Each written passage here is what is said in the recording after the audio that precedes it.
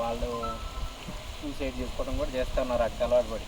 దానివల్ల దాని అన్నిటికీ కూడా మనం ఈ టోల్ ఫ్రీ నెంబర్ ఉంది. ఇక్కడ మీ దగ్గర ఏమైనా సరే ఈ గంజాయి కానీ ఇట్లాంటివి అమ్మితే ఆ 14500 కాల్ చేస్తే మీకు వెంటనే వస్తానమాట. పోలీసులు వచ్చేసి వాళ్ళని పట్టుకెళ్ళడం, వాళ్ళ మీద కేసు పెట్టడం జరిగింది.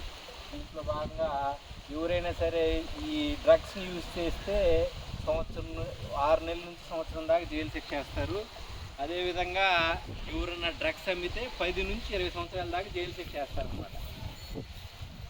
అట్లాంటి కఠినమైన వాళ్ళని ప్రోత్సహించినా కానీ 10 నుంచి 20 సంవత్సరాల దాకా జైలు శిక్ష పడుతుంది.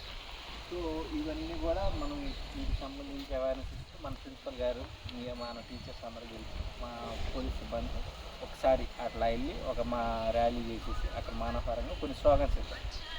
ఏముంది అక్కడ మనకి ఇక్కడ డ్రగ్స్ బానిస అవ్వద్దు, కన్ను వాళ్ళ కడుపు కోత మిగల్చొద్దని చెప్పేసి ఒక స్లోగన్.